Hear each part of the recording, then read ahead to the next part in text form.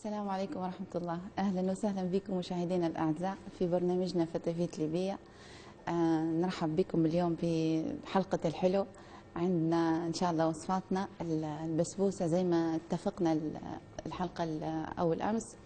عندنا البسبوسة بنديروها البسبوسة الخفيفة هذه اللي تجي زي الكيكة، وعندنا إن شاء الله السينابون روز حتى هو بنديروه، وبنديروا معاها الصوص متاعه اللي بنزينوا بيه، وإن شاء الله يسعفنا الوقت وحنديروا الهوت شوكولات نقدموه يعني يمشي مع حلويات اليوم.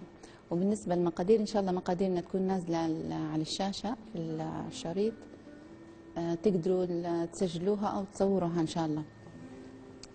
نبدأ بسم الله. فيها أخوات سألوني على الظروف متاع العجانة استعمالاتهم. هم بسيطات جدا. الطرف هذا هو الاستعمال لتخليط المواد الجافة زي الدقيق والخمائر مثلا معها البيكنج بودر أو خميرة البيرة والقهوة، وهذا للعجن. يعني في المرحلة الأولى نخلطه بهذا وبعدين نخلطه نحطه هو. وبالنسبة للقطعة هذه للسوائل، تخفقي بها الكريمة، تخلطي بها المكونات السائلة. مرات تبدي مثلا نخلطوا البيض زي ما بنديروا توا في البسبوسة، نخلطوا البيض والسكر والزبدة. نبدو بالقطعة هذه، وبعدين لو الوصفة تحتاج مثلا لسبك نستعملوا القطعة هي. بسم الله.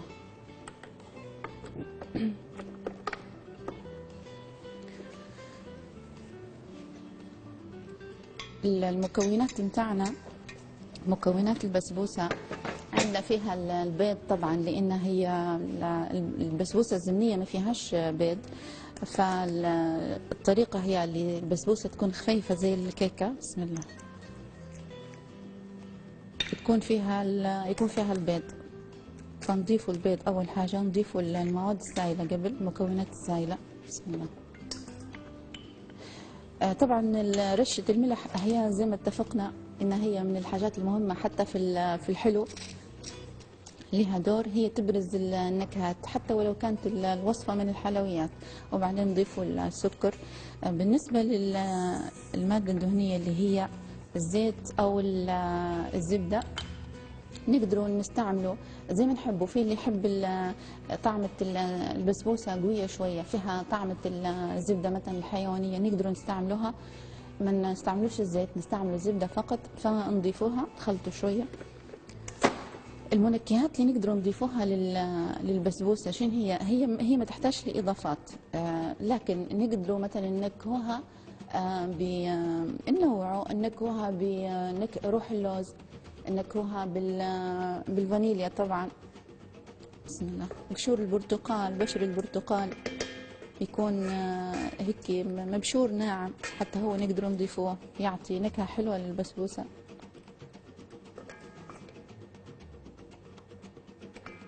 من الوصفات الحلوة البسيطة وحلوة هي، بس مشكلتها وين؟ مشكلتها ان وصفاتها عدة، يعني الوصفات كثيرة للبسبوسة هلبة جدا، وصعب ان الانسان خاصة عن طريق الانترنت صعب ان الواحد كل شوية يقعد بيجرب، رغم ان احنا قلنا سهلة. بس الحلو لما تلقي مقادير مضبوطة معينة فتريحك وتحفظ لنا مكوناتنا. نبدأ توا في خفق المرحلة الأولى، وبعدين بنضيف المواد هذه، المواد الجافة أول شيء. لأن أنا حنقول لكم بسرعة اللي بنديروه، لأن تشتغل العجانة يبدأ صوتها قوي شوية، مرات ما تسمعونيش. بخلطوا شوية البيض، طبعا أنتوا تقيدوا بالمقدار اللي عندنا اللي طالع على الشاشة.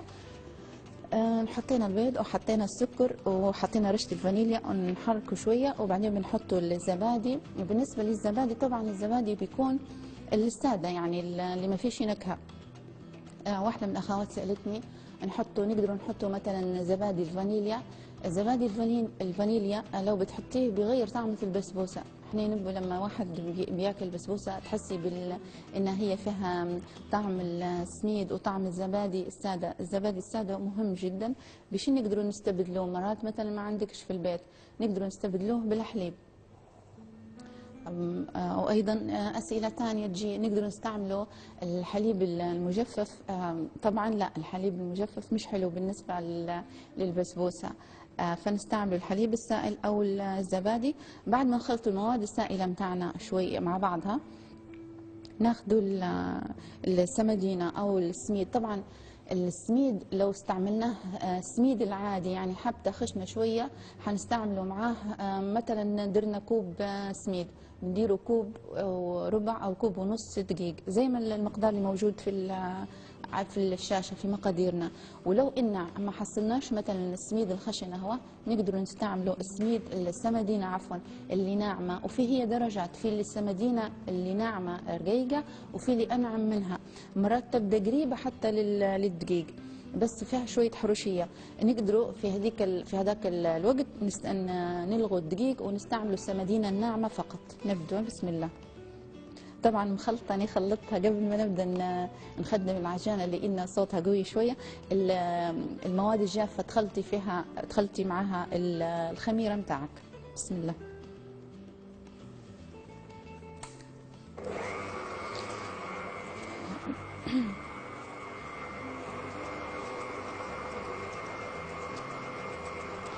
نحاول أنا في وصفاتي، في تحضير الوصفات، ان احنا نعطي فيها برواقه. امس في اخت بعثت لي وانا مش زعلانه، ما زعلتش.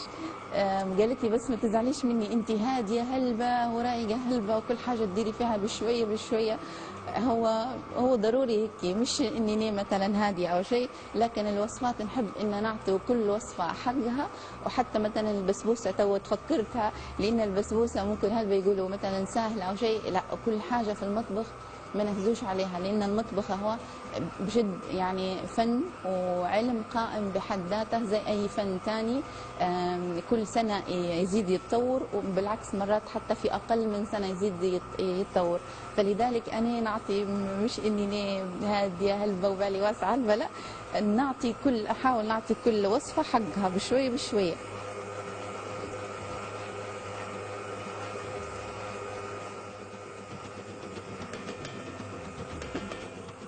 بسم الله.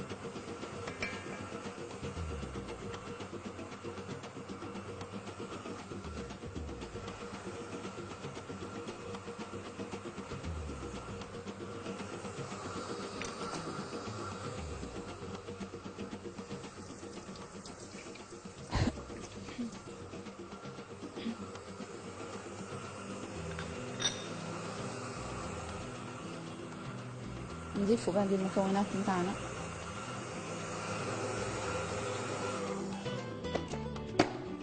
مجرد خفق بسيط يعني، مش بشكل مبالغ فيه كبير. بسم الله.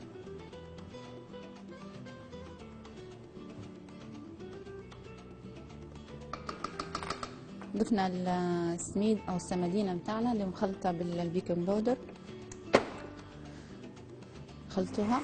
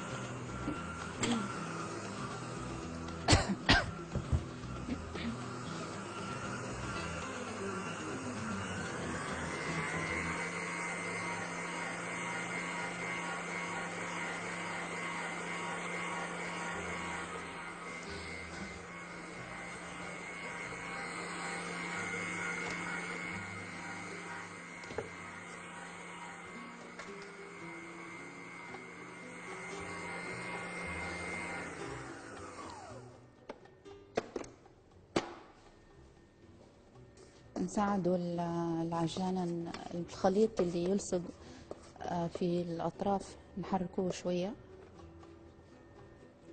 طبعا لا غنى عليها، بدينا كلنا خلاص العجانات في البيوت وحلوة تبارك الرحمن، يعني تبارك ماكيناتها لا يعلى عليها بجد، تعيش معك عمر. هي مش ست البيت. بسم الله. آه حلو إنها هي تحاول تعطي كل شيء حقه ربة البيت أو ست البيت. فديما نختاروا الأواني الكويسة، المعدات الكويسة اللي تمشي تعطينا أفضل النتائج. يا رب. بسم الله. خلاص قدرناها مجرد خفق بسيط بس. بسم الله. خليطها شبيه بخليط الكيكة.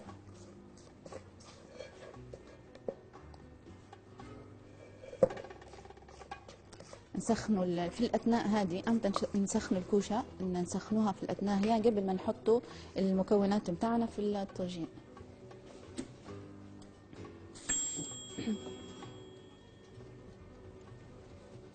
درجة خبز البسبوسة درجة الحرارة تكون وسط، ما تكونش عالية إطلاقا. الكوشة ضروري جدا إن هي تكون سخونة، يعني مدفيينها أو مسخنينها قبل بوقت. بالنسبة للشربات متاعها، العسل متاع البسبوسة حتى هو مهم. طبعا يختلف الشربات في البسبوسة الزنية اللي هي قلب اللوز اللي ما فيهاش طبعا بيض بالتأكيد. الحاجات هي اللي مذكورة في بسبوسة الكيكة أو البسبوسة الخفيفة مش موجودة مكوناتها تختلف عليها في البسبوسة الزمنية.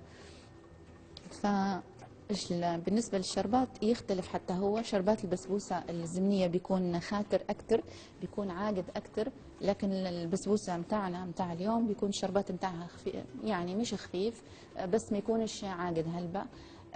نقاط مهمة في هلبة ناس تتساءل إن الشربات لما الطيبة، أنا طبعا جهزتها باش لأن البسبوسة لما بنطلعوها تكون سخونة والشربات متاعنا بيكون بارد.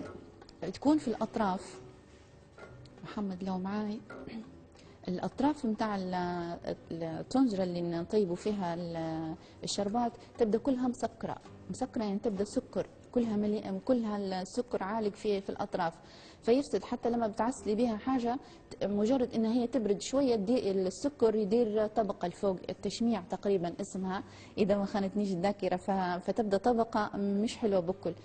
فمن اسباب نجاح الشربات ان احنا باش تعرفي انه هو خلاص اوكي، ما تخليش يطيب يتجاوز مرحله غليان، هو ليه مرحله معينه درجه حراره معينه، لو جاوزها في الغليان السكر، خليط السكر والميه يوصل مثلا للمرحله هي السكرينه هي، وبعدين لو فات غلي اكثر يوصل للكرمله، فليه هو عده مراحل. احنا كيف نعرفوا ست البيت مثلا في الحوش ممكن تستعملي الميزان، ممكن ميزان مقياس الحرارة، أو ممكن ناخذ الربع اللي هو ربع ليمونة نحطوها في الخليط ونحطوا معاها هيك قلب الليمونة. ولو مثلا نبوا نعصروا مثلا عصير ليمون، يعني تقريبا ملعقة صغيرة ليمون، ان نحطوا معاها قلب او قلبين من قلوب الليمون. علاش؟ اول ما يبدا باش نعرف الشربات نتاعي جاهز خلاص نطفي عليه وما عادش نزيد درجة الغليان نتاعها، اول ما يبدا قلوب الليمون لونهم احمر خلاص اوكي نوقف الغلي. او اول ما يبدا لون قشره الليمون محمر شويه حتى هو نوقفوا غليان الشربات. بسم الله. نصبوا الخليط متاعنا. يعني ديما سكر الحلويات لما يكون حطات على جنب في حافظه مثلا، نكون مخلطه معاه القرفه، عفوا مش القرفة الفانيليا، لأن اليوم حلقتنا فيها القرفة مكون رئيسي في السينابون رولز إن شاء الله. ناخذ السباتيولا هي أحسن أداء نقدرون. بسم الله. نقدرون نحو بها كل الخليط متاعنا. أنا ما نحبش ديما الإسراف، ما نحباش حتى حاجة بسيطة نعمة ربي هي، يعني ما نستهينش بها، يعني الحاجة حتى ولو كانت بسيطة ما نرميهاش.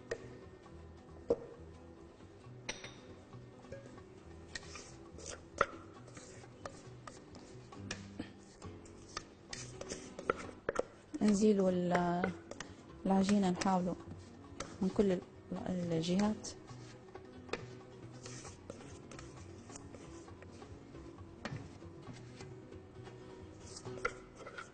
عادي لو نقعد معها حتى نص ساعة نحي نحي الخليط اللي موجود في الأطراف، ما عنديش مشكلة، المهم ما تقعدش. بسم الله. نوزع الخليط متاعنا اهو بشكل متساوي. بالنسبة لزينة البسبوسة، الزينة متاعها باش نقدروا نزينوها بعد ما نعسلوها، نقدروا أي نوع مكسرات، اللوز المقشر نسلقوه ونقشروه نحوله قشورة زي هيك. عندنا نبيكم تجربوه، حلو جدا اللوز الخزايني، عين الجمل. شيني عندنا تاني؟ ممكن الكرز حتى هو. أنا نحب ديما هذه مش البسبوسة الزنية، لو البسبوسة الزنية حنتقيدوا بشكلها التقليدي، هو اللوز عليها اللوز وخلاص. بس هذه تقدري تبدعي فيها في الزينة متاعها. إن شاء الله نشوفوا بعد شوية كيف نزينوها. أهم شيء، أهم حاجة إن الخليط متاعك يكون مواسي بالشكل هو. علاش؟ باش ما تجيناش جهة منفوخة، جهة مرتفعة أكثر من الثانية، جهة عالية جهة ناقصة. نحاول تكون نفس العلو بالشكل هو.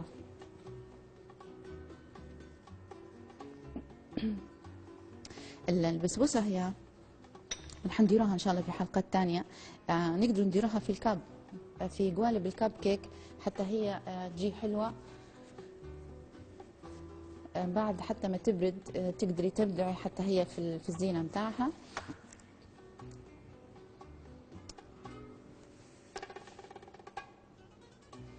نزينوها.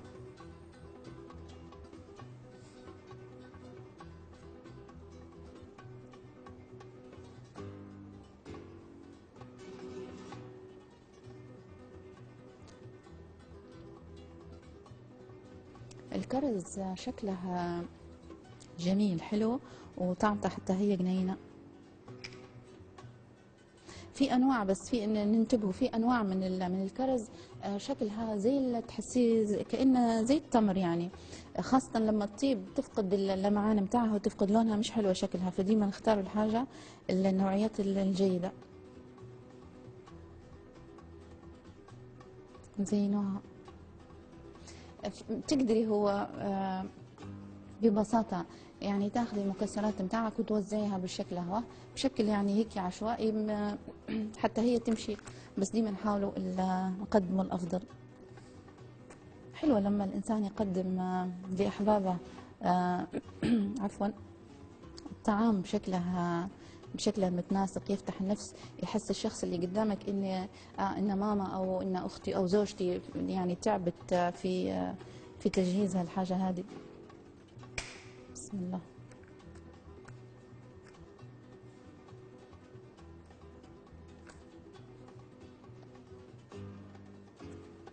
نزينوها.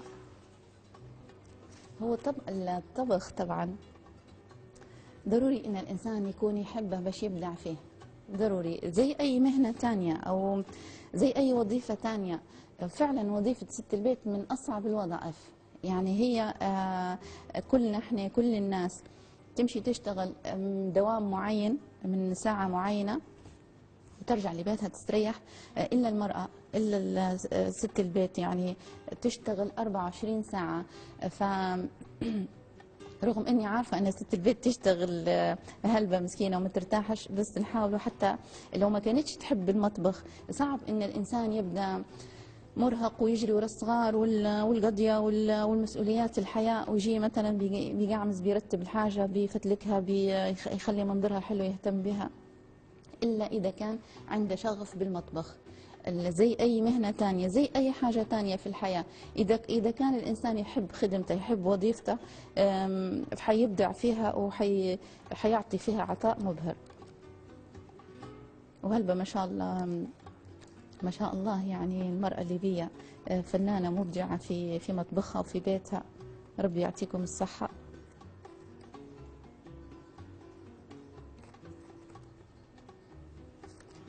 أنا جهزت بسبوسة، حاولت إن نديرها بشكل تاني. حطيت عليها عين الجمل، اللوز الخزايني. اللوز الخزايني طعمته حلو في الحلويات، خاصة لما يطيب مثلا نحطوه زي توا هيك نزينوا بيه البسبوسة، يطيب في الكوشة، طعمته حلوة جدا. جربوا. احنا مش ما نستعملوش فيها اللوز الخزايني، بس فعلا طعمته رائع.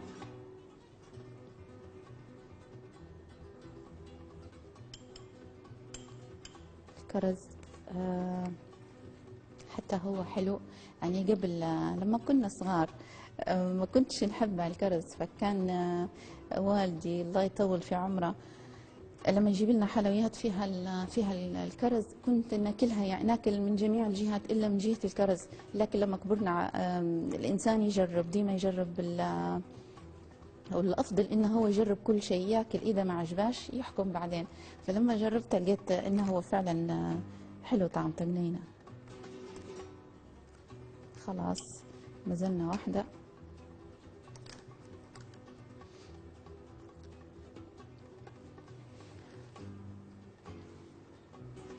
هو احسن مكسرات، احسن الواز تمشي مع البسبوسه اللوز العادي، لوزنا هذا اللوز الخزايني. الفستق حتى هو حلو جدا مع البسبوسه. ان شاء الله عندي في حلقه قادمه باذن الله البسبوسه بالفستق، حتى هي حلوه حنديروها. نقدرون خلاص ندخلوها الكوشه.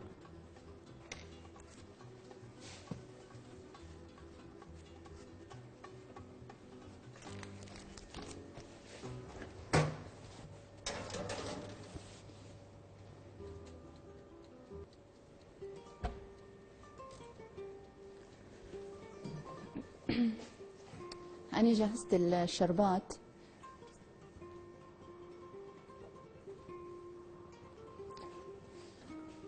أو مازال سخون، مازال دافي. أوكي.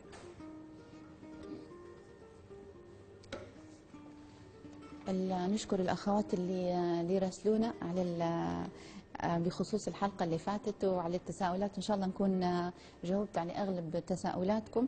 بالنسبة للهلبة، طبعا هلبة سألوني على صوص الزعفران في الحلقة اللي فاتت. فرصة إلى أن تطيب البسبوسة متاعنا نتكلم عليها شوية. صوص الزعفران هو نقدر نديروه بالحليب بس، يعني نديروا كوب حليب وكوب مية، ونقدروا نديروه كوب حليب وكوب مرقة. المرقة هذه من عندنا احنا في كوسكا، بهارات كوسكا، ريحتنا من استعمال المرق الجاهز. المرقة الجاهزة كيف؟ تاخدي مثلا كوب أو كوبين مية صافية، مية عادية، وناخدوا ملعقة أكل كبيرة معبية من بودرة من تابل الدجاج. التابل هو اللي كونا المرقة. خلطنا المية متاعنا بالتابل الدجاجة هو، ونخلطوه مع الحليب. نعطيكم منير بالتفصيل تو بإذن الله، وتكتبوا معي، لأن أمس أكثر من 120 سؤال على الصوص، رغم إن الإعادة موجودة. فنكمله وناخذوا ملعقة كبيرة. يسألوا فيا شنو اللي خلى الصوص خاطر. اللي خلى الصوص خاطر القوام متاعه، مسؤولية الدقيق والجبنة اللي حطيناها. ملعقة دقيق كبيرة وملعقتين جبنة، أي جبنة كريمية حلوة. تسألوني على جبنة الشرائح، لا ما تجيش نهائي. هو صح لونها زي لون الصوص اللي درناه شبيه بجبنة الشرايح، بس لا ما نضيفوهاش، مش حلوة في الصوص هذا، مش لطيفة هلبة. قلنا كوب حليب وكوب مية وملعقة كبيرة دقيق وملعقتين جبنة ما نضيفوهاش توا، نضيفوها بعدين. نخلطوا المواد متاعنا على البارد، معاها شوية ملح طبعا. خلطوها على البارد. أول ما تبدأ تدفى نحطوا زوز ملاعق الجبنة ونخلطوها بالسلك، بالمضرب اليدوي. نخلطوها به ضروري لأنها تشد زي أي كريمة تانية. ما نديروهاش إلا في المرحلة الأولى، ما نخلطوهاش بالملعقة إلا في المرحلة الأولى. ضفنا الجبنة نخلطه، بعدين نزيدوا نحطوا ملعقة صغيرة من الزعفران. والزعفران مهم جدا بالذات في الصوص، في الصوص هذا. وأنا في أكثر الوصفات صراحة ما نستعملش الزعفران الخيوط هذا، لأنه هو الزعفران الحقيقي غالي جدا بالجرام. لو في حتى أقل من جرام كان ينقاس وباعوا به، لأن فعلا البهار نوع من البهارات المبهرة ورائع جدا، فغالي يعني. لكن لما بتاخدي الخويطات هو ريحته مش لطيفة وما يعطيكش اللون المطلوب. فنستعمل بودرة الزعفران اللي استعملناها في الحلقة الماضية. فقلنا ملعقة صغيرة من بودرة الزعفران ضفناها، نخلطه. نضيفه شنو ممكن نضيفه بودرة تومة، بودرة بصل، حاجة بسيطة، ملعقة صغيرة. وبودرة التومة والبصل ديما ريحي نفسك، خودي الحافظة أو السكرية متاع البهارات وخلطي فيها مثلا نص طاسة بودرة تومة ونص طاسة بودرة بصل أو طاسة وخلطيهم، لأن نفس الاستعمالات اللي بتستعمليها في بودرة التومة في بودرة البصل هي، فخلطيهم مع بعض أريح. وبعدين قلنا نستمر في خفق صوص الزعفران. آخر مرحلة نضيفه اللي هو الفلفل الأسود مجروش، لا الفلفل الاسود مش المجروش، الفلفل العادي. بس اهم حاجه انه هو يكون فريش، يفرق هلبة. شوفوا في لقطات بسيطه في الطعام في تحضير الاكله تساهم هلبة في انجاحها، ويعني توصل لاعلى ذائقه الانسان. الذائقه يعني اذا ما اللي يستطعم الانسان الحاجه في اروع طعمها. فهو رشه الفلفل الاسود يكون فريش طازه حلوه. نخلطوا الصوص بتاعنا يكون اختر، وبعدين نصبوه فوق قطع الدجاج زي ما درنا المرة اللي فاتت. وعندي اوكي ناخذ بريك ونرجع لكم، خليكم قريبين. مرحبا بكم مشاهدينا، رجعت لكم بعد الفاصل. حطينا البسبوسة بتاعنا في الكوشة والشربات بتاعنا دافي.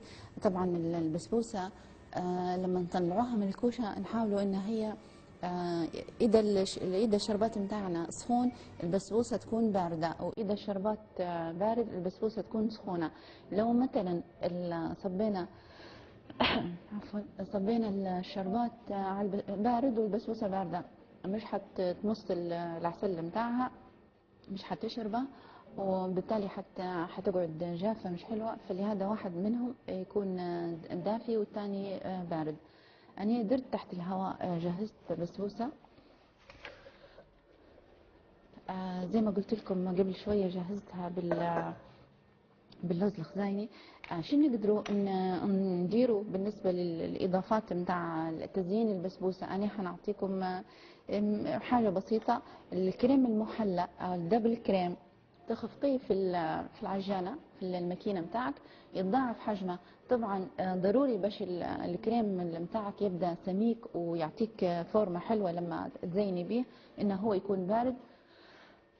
والمقدار يكون سليم. مقدار هل يتساءلوا عليه، مقدار الكريم شانتيه يكون البودرة يكون 3/4 يكون كوب بودرة، ومقدار الحليب يكون 3/4 الكوب.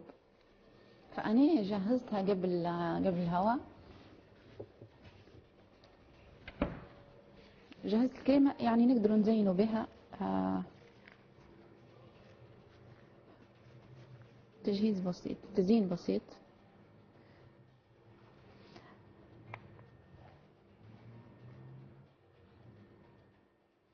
حتى فوق الكريمة نفسها، فوق الكريمة نفسها ممكن ان احنا فوق البسبوسة نفسها ممكن ان احنا نزينها.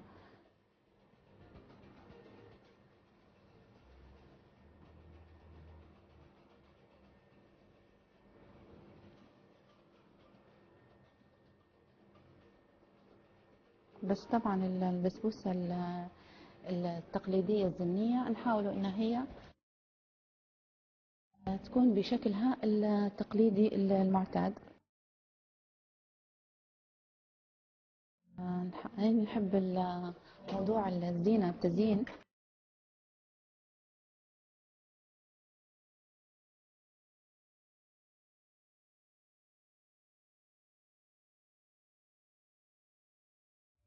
وبعدين نبدو في السينابون رولز إن شاء الله. والمكونات بالتأكيد هي نازلة على الشاشة.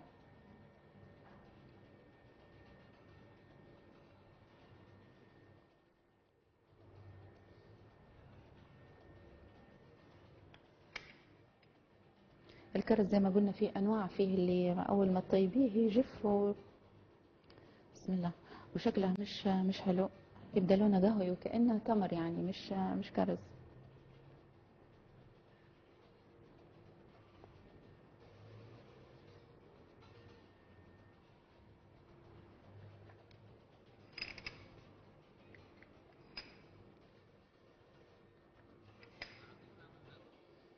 عندنا عزيزة من البيضاء، أهلا وسهلا. الله يسلمك، شو اخبارك؟ كيف حالك يا عزيزة؟ خيرك؟ الحمد لله. تفضلي يا عزيزة. شو اخبارك؟ قلت لك معلش نبي طريقة البسبوسة غير ما حققتش. حاضر يا عزيزة، حاضر. احنا مازال مستمرين نديروا فيها ان شاء الله. والمكونات سكري توا عزيزة، ما نبيش نعطل عليك باش نشرح لك بالتفصيل. عندنا المكونات احنا نازلة على الشاشة. ان شاء الله تكون واضحة عزيزة وتسجليها. البسبوسة هي عزيزة درناها البسبوسة اللي زي الكيكة الخفيفة. مكوناتها فيها 3 بيضات وكوب كوب زيت، وعندنا كوب زبادي او كوب حليب، وعندنا الفانيليا، وعندنا بيكنج بودر، ملعقه بيكنج بودر او ظرف بيكنج بودر. الملعقه تكون اذا ما عندكش الظروف الملعقه تكون كبيره، ملعقه الخميره. رشه الملح مهمه حتى هي. نخلطوا المواد السائله مع بعضها. بعد ما نخلطوها مع بعضها نضيفوا كوب سمادينة. تقريبا يكون الافضل انه هو يكون متوسط الخشونه، ما يكونش ناعم هلبة وما يكونش خشن هلبة. نضيفه تقريبا ما يعادل كوب ونص او كوب وربع اذا ما خانتنيش الذاكره على المقادير، وهي موجوده على الشاشه. الوصفات هلبة ما شاء الله نحاول اني نحفظ وصفاتي. عندنا الشربات يا عزيزة، العسل نتاع طبعا دخلت عائلة، وبعدين تضيفي لها المواد الجافة مع بعضها، تدخليها الكوشة، تحطها في طاجين، تستفي فوقها المكسرات، تحطي لوز الخزاني، تحطي لوز العادي او زي ما زيناها احنا اللي في الكوشة، طاجين اللي في الكوشة درنا الكرز وباللوز الخزايني وباللوز العادي. نجول الشربات يا اختي عزيزة والاخوات اللي فاتتهم البداية. الشربات نقدروا نديروا 4 أكواب. ديما الشربات لما نبوها تكون عاقدة أو خاطرة شوية تكون كمية السكر أكثر من كمية المية. مثلا 3 أكواب 4 أكواب سكر، 2.5 كوب أو 3 أكواب مية. الحاجة المهمة يا عزيزة ولكل الأخوات في الشربات، العسل بتاع الحلويات بصفة عامة، الحلويات اللي تبي تعسيل ضروري انه هو ما يغليش فترة طويلة أكثر من المسموح به، لأن غليان السكر لما يغلي مع المية في مرحلة معينة لو يفوتها يبدأ يلصق لك في جوانب الطنجرة، وحتى لما تعسلي به الحاجة يبدأ يدير طبقة، يضرب الهواء شوية، يدير طبقة هيك سكرية بيضة من فوق مش محببة. فخليه تقريبا الى ان تولي، احنا قلنا نحطوا فيه ربع ليمونه او بذور القلوب متاع الليمون نحطوهم. اول ما يبدو لونهم احمر خلاص احنا نطفوا عليه، معناها الشربات جاهز. نجهز السينابون.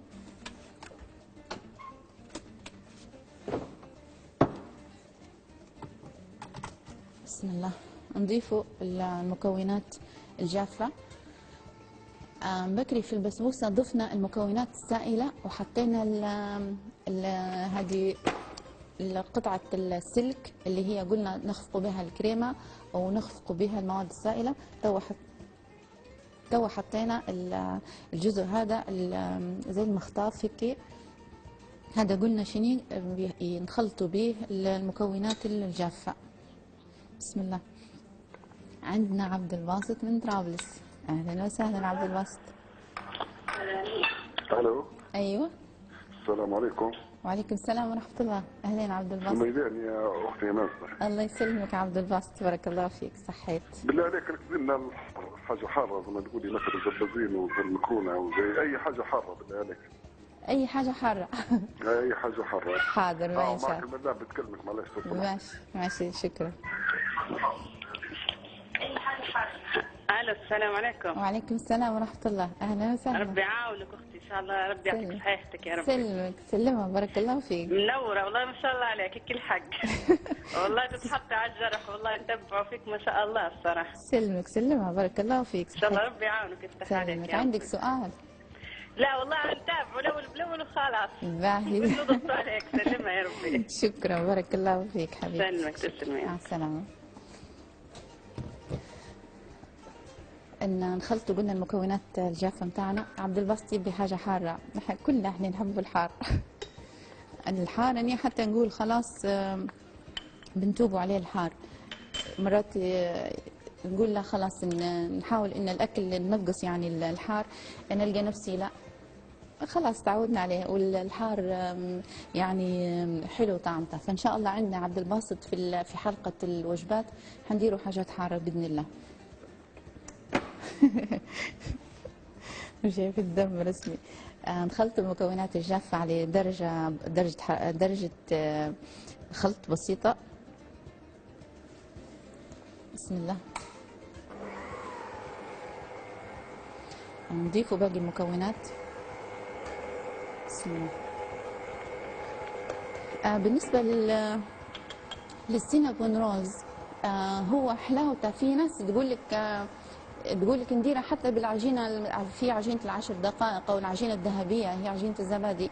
لا لا، هو ممكن تديريه وشكله هيك يبدا ملفوف وسينابون، بس في الطعم مظلوم جدا يعني مش واخذ حقه، فضروري ان نديروه على اصوله. حاجه مهمه في يعني كان لو نقول ممكن مئات الوصفات بتاع السينابون جربتها بجد خلال سنوات، فنكون صادقه، لان السينابون من المعجنات اللي حلاوتها وين؟ حلاوتها لما تقصيها او تاكليها تبدا هيك الطبقات نتاع القرفه لما هي ملفوفه العجينه على بعضها تبدا فيها عوينات صغيره، تبدا خفيفه جدا. حلاوتها لما تقعد شويه درتيها تو جي خاطرك بعدين تبي تاكلي سينابون، تاخدي مع قهوه مع شاي، لما تاخديها تتبننيها حلوه وخفيفه ما زال رطبه.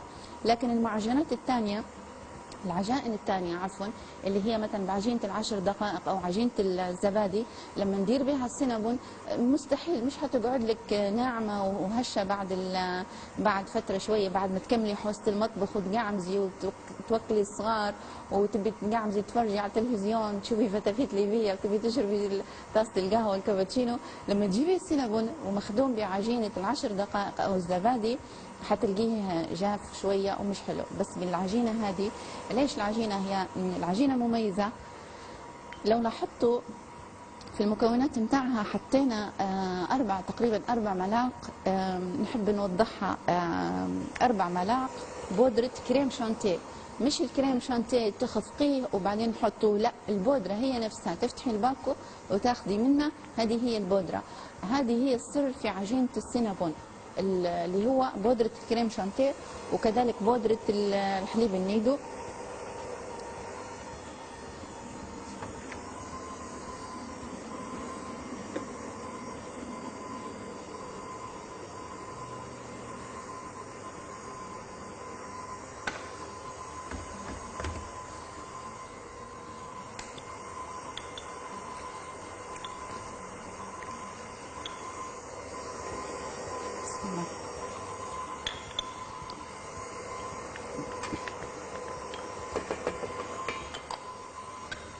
واول امس احنا تكلمنا على السفنز الجنوب. انا متحمسه للموضوع، هو لموضوع السفنز الجنوب، ونتمنى الناس اللي من اهل الجنوب يتصلوا بي او يعطوني، وكل حد يعطينا طريقته يعرفنا. احنا اهل الشرق، اهل المنطقه الغربيه بجد يعني نخاطر اني نعرف المكونات الاصليه من اهل الجنوب نفسهم. مكونات السفنز لان ان شاء الله في واحده من الحلقات الجايه باذن الله حنديروه، ونتمنى ان انا عندي الطريقه، بس دائما ناخذ الحاجه من مصدرها من اهل الجنوب انفسهم ان شاء الله.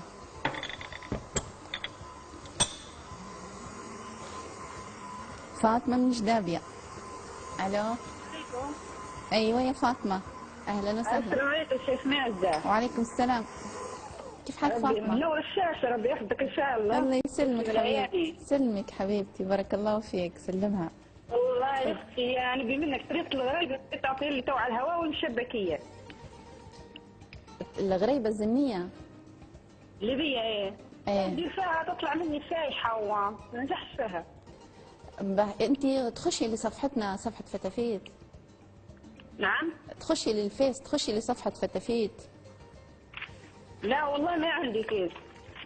ما عندك مش فاتحه. باهي خلاص، حاضر نحاول اني نعطيك الشباكيه شن ثاني؟ الغريبه الليبيه. ايوه الغريبه الليبيه. حاضر حاضر. عندك سؤال ثاني؟ لا سلامتك الله يا اختي، ربي يعطيك الصحه ان شاء الله. سلمك سلمك، بارك الله منور فيك. الشاشه على فكره. سلمك، شكرا، بارك الله فيك. أنا طبعا العجينة نستمر في عجنها. أنا وطيت واحدة تحت الهواء. بسم الله.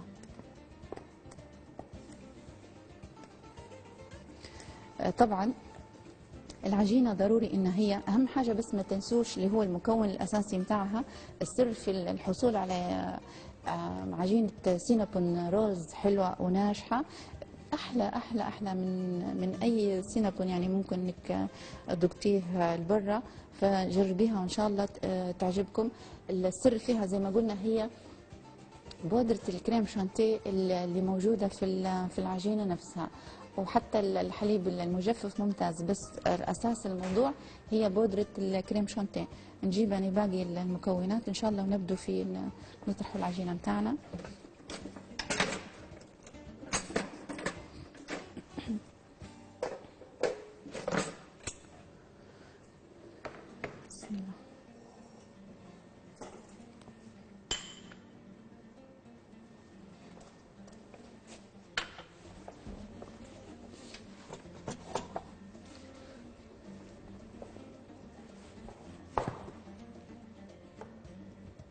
ديما حاستنا باش المشاهدين يشوفونا بشكل أوضح. بسم الله.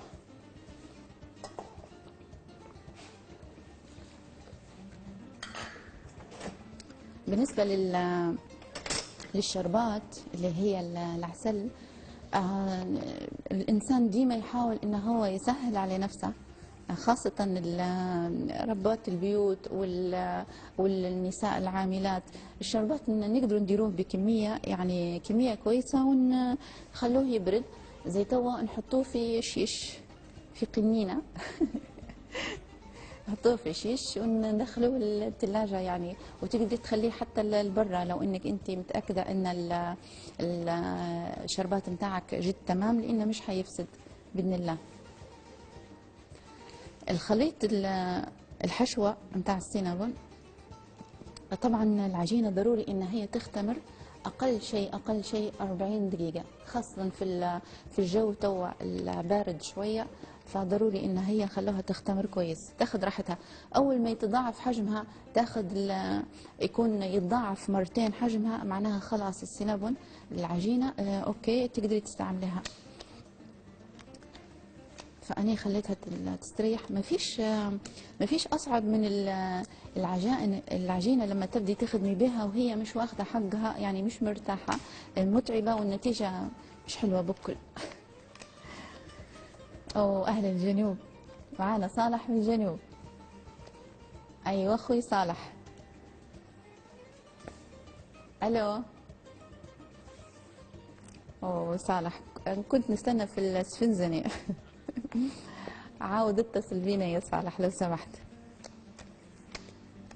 تسعدني مكالمات أحبابنا وأهلنا في كل ليبيا، خاصة في المدن اللي بعيدة شوية علينا. هذه الطراحة هي ممتازة. زي ما قلت أنا في الحلقات اللي فاتت كنت نستعمل في الطراحة الخشب، طراحة اللوح. هذه أفضل. التقل متاعها فيها تقل. لما تمشيها على المعجنات ما تضطريش انك انت تبدي ماشيه جايه على المعجنات باش انها هي تاخذ السمك المطلوب. حاجه بسيطه وتعطيك السمك اللي تبيه. ديما طبعا زي ما قلنا نبدو من هنايا من الوسط ونمشوا الفوق، نطلعوا بالطراحه الفوق. احنا طبعا نبغى نديروا شكل مستطيل. العجينه دائما كل المعجنات ما نحاولوش ان نحطوا جنبنا دقيق وكل شويه تحطي دقيق، لا. المقدار المكونات الاساسيه نتاع الوصفه تتغير بالشكل. هو مثلا عندنا احنا 4 كوب دقيق، انت تحطي مثلا نص كوب دقيق وكل شويه نرشه على الطاوله، لا. نتقي.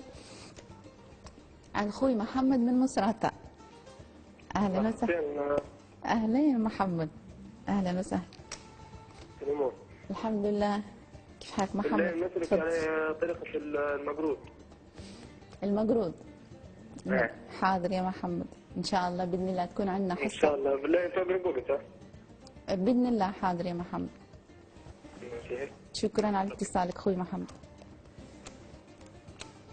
العجينه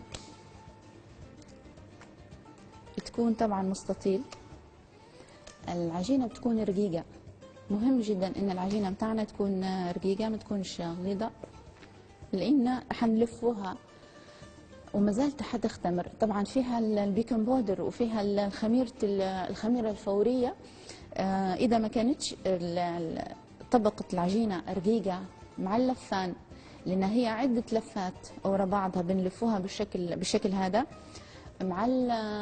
مع الخمائر الزوز عندنا فيها خميره البيره، الخميره الفوريه وخميره البيكنج باودر والبيض. طبعا حتى البيض ينفخ، يساعد على انتفاخ المعجنات. فالمكونات الاساسيه هي الثلاثه الرئيسيه اللي تخلي العجينه تنتفخ بشكل كبير. وزيد عليها لو عجينتنا ان هي غليظه شويه مش حيجينا سينابون حلو، فضروري ان العجينه تكون رقيقه شويه.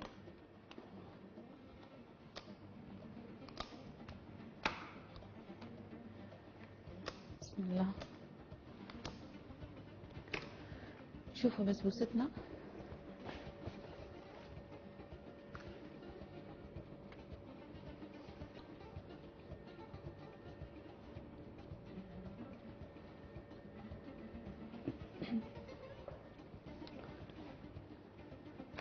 البسبوسه على وشك. طبعا بالنسبه للبسبوسه ما تاخدش وقت كبير في الكوشه، تاخد حوالي نص ساعه. درجه الخبز بتاعها تكون على 160 معقوله جدا. وديما نلاحظوا طبعا كل شخص كل انسان يعرف الكوشه اللي عنده. ففيها بعض الكوش تحسي انها هي تصهد الحاجه بسرعه، حرارتها قويه، وفيه اللي كوشتها بارده. فديما نلاحظوها النقطه هذه. عندنا احمد من الزاويه. اخوي احمد، اهلا وسهلا. السلام عليكم. وعليكم السلام ورحمه الله. احمد كيف الحال؟ كيف حالكم؟ انا بدي نسأل على طريقة تشيز كيك في اقرب وقت. حاضر يا احمد، في اقرب وقت باذن الله نديروا تشيز كيك. حاضر. عندك اي استفسار احمد؟ بارك الله فيك. شكرا يا احمد، مع السلامه. تشيز كيك حتى هو فعلا من الحلويات اللي المطلوبه طلبوها الاخوات. التشيز كيك عندنا بشكل سهل زي ما درنا الكبه في الحلقه اللي فاتت. هو التشيز كيك من الحاجات اللي معروفه انه هو يحتاج يبدي حتى مكوناته هلبة ومكلفه شويه واعدادها صعب ويعتمد عفوا على درجه حراره كذا وكذا. بس ان شاء الله بطريقتنا احنا سهله جدا وبسيطه. توا وصلنا المرحله هذه للسمكه هو جيد نخلوها. نقطه مهمه، لما طرحنا العجينه متاعنا ما نجيش على طول نحط الطبقه الفوقيه اللي هي الحشوه متاعها، لا، نخليها ترتاح شويه العجينه متاع 5 دقائق بالشكل هذا، بالشكل اهو. ونقصها من جديد ونقصها من الاطراف، لان لو قصيناها على طول بعد ما طرحناها حتكشي معاك. فلهذا بسم الله نقصها بشكل مستطيل هيك. معنا جبريل من بنغازي. أهلا وسهلا جبريل. السلام عليكم. وعليكم السلام. مش جبريل. نحب نشارك في برنامج فتافيت. تفضلي أختي، أنت على الهواء. أهلا وسهلا بك وبأهل بنغازي كلهم. الله يسلمك. تفضلي، عندك استفسار، عندك سؤال؟ معلش يا اختي، بنسال على العسل نتاع البسبوسه. إيه. كيف نديرها باش يقعد خاطر يعني كويس؟ هو شوفي، المقادير اللي تو نزلتها على نزلوها الروم كنترول على الشاشه. ضروري انك انت يكون مقدار السكر ومقدار الميه مناسب لبعضها. ما يجيش مثلا 4 كواب ميه وكوبين سكر. معاي؟ الو، لو تسمعيني من لا. اوكي. نديروا قلنا السكر تقريبا لما تبي الشربات خاطر نديروا كمية السكر أكثر. نديروا مثلا 4 كواب سكر، 3.5 كواب مية كافية باش يجيك خاطر تحركيه على البارد، وتحطي معاه ربع ليمونة، ربع ليمة قارصة، وتحطي معاه القليبات اللي هي البذور متاع الليم القارص. تحطي بذور. علاش نحطوها؟ تحطيها باش تعرفي امتى تقدري تطفي عليه وخلاص انه هو طاب وبدا كويس، وحيجيك خاطر باذن الله بالمقدار هو. نكملوا. نديروا توا قصيناه بشكل مستطيل. نطلعوا البسبوسه متاعنا ونحطوا الطبقه الفوقيه.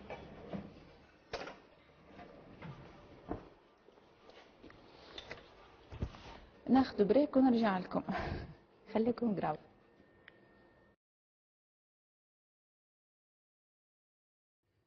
اهلا وسهلا بكم مشاهدينا، رجعت لكم بعد الفاصل.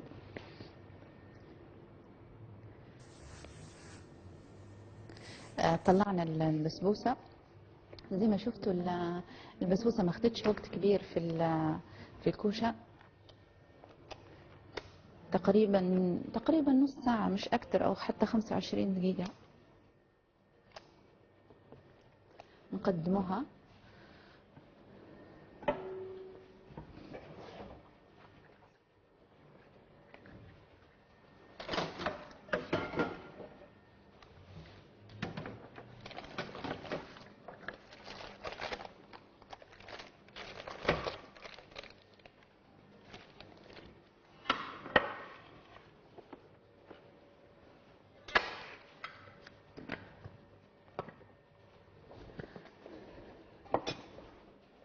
نحوها من ورق الزبدة.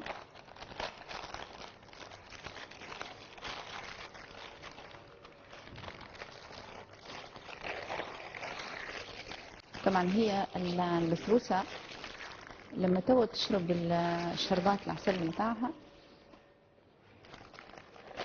حتى تاخد سمك أكبر من هيك. بسم الله.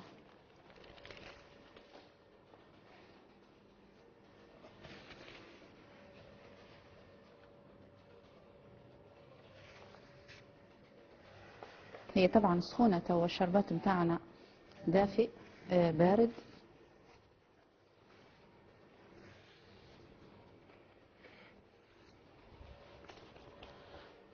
نحط عليها الشربات.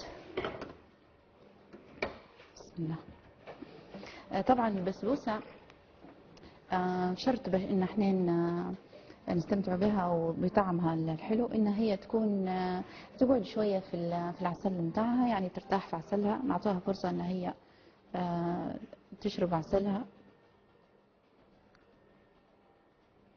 يعني 2-3 اقل شيء. زيها زي اي حلويات فيها الشربات معسلينها. ضروري ان هي تستريح وتاخد وقتها.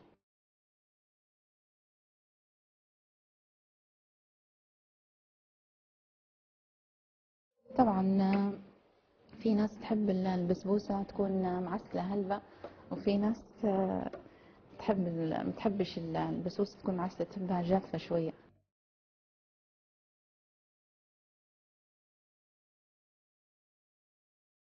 تشرب هي على طول تشرب في العسل بتاعها. نقدر نديروا حتى جوز الهند.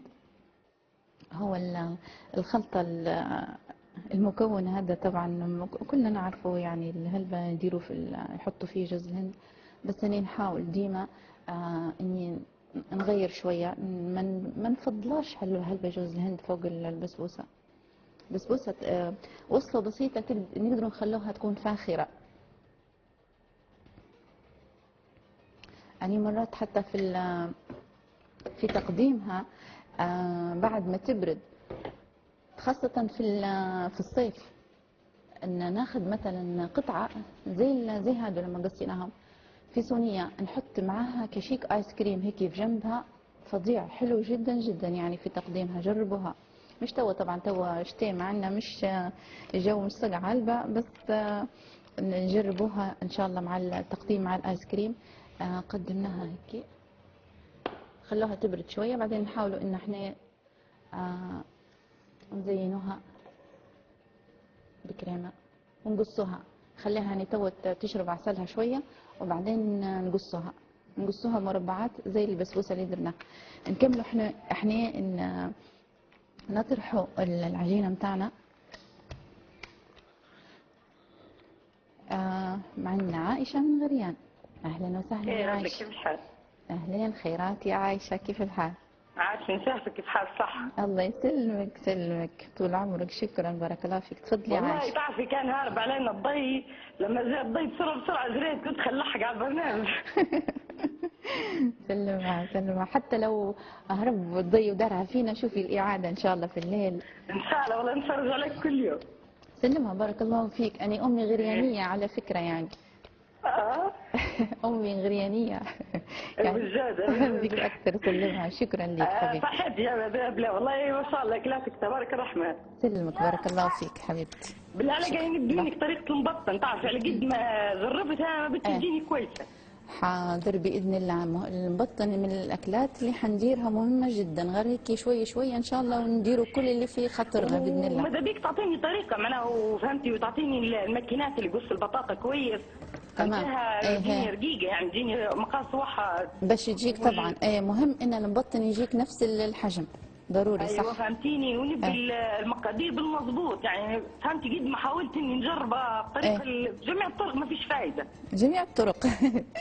خلاص باذن الله حناخذ الطريقه. صراحه نبي عجينه البريوش اللي درتيها يوميتها. تمام. ايوه بجبنه الفيت. نقدر مثلا انا بدل ما نديرها حار نديرها حلو، مثلا نحشي شوكولاته بعدين طبعا. يا سلام، يجي تمام. حلو الفكره. يجي تمام. قلت بالك ما يجيش حاجه حاره لا يجي، بس العجينه نفسها حطي فيها شويه، مثلا حطي فيها 2 ملاعق سكر ناعم كبار لما بتديري بريوش. ما هي ماشي. شكرا دكتور استاذه، الله يبارك فيك. سلمك. حتى الطبخ فيه دكاتره. سلمها. وبالنسبه للإعادة حتى للناس اللي ظروفها هي هروب اليتريك، عندنا هروب الضي مش اليتريك. عندنا الإعادة في الساعة 12 إن شاء الله في الليل.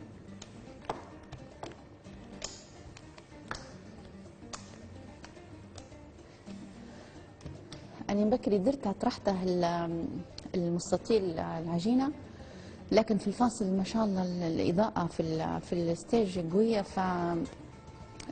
ارتخت مني، وكنت حنضطر ان ندير المكونات الحشوه ندهنها واني مش على الهواء يعني ما تشوفوش فيها، فدرتها من اول وجديد، طرحتها من اول وجديد. سعيدة أنا باتصالاتكم، وزي ما قلت ما زال في انتظار مكالمات أهل الجنوب على موضوع السفنز الجنوب. هو اهلا وسهلا. معنا ام منال من جدابيا. اهلين، كيف حالك؟ نورتي الشاشه. الله يسلمك ام منال، شنو اخبارك؟ انت بسبوسه بروحك انت. الله يسلمك. حبيت نهنيك على البرنامج، صراحه برنامج رائع حلو صراحه. شكرا حبيبتي، والله هذا من ذوقك، واخلاقك. سلمنا. اعطينا كل حاجه حلوه من بوش الحار. ان شاء الله كلها نديروا. هو سكري. ان شاء الله كلها نديروا. عندك شكرا بارك الله فيك نورتي الشاشه. سلمك حبيبتي، مع السلامه. شكرا. خلاص نديروا المستطيل بتاعنا.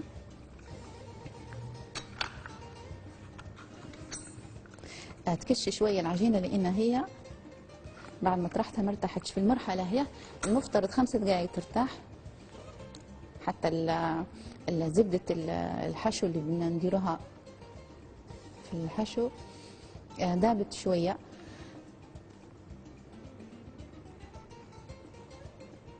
ندهنوا بها كل اطراف العجينه من جميع الجهات.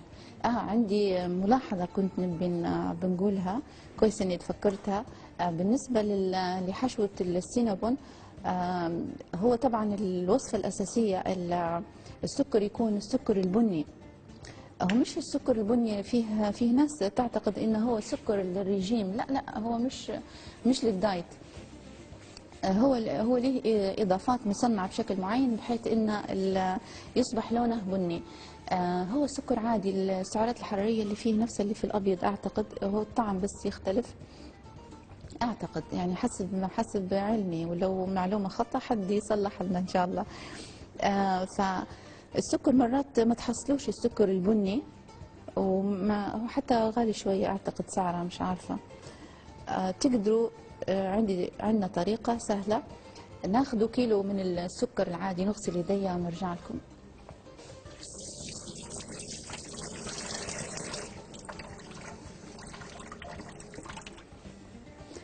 ناخذ كيلو من السكر العادي، السكر الابيض، نخلطه معاه ما يعادل 4 ملاعق رب التمر العادي. نحطوهم في صينيه ونخلطوا المكونات السكر والرب، نخلطوهم كويس. وبعدين ناخذ السكر متاعنا الى ان الرب يلصق في كل حبيبات السكر.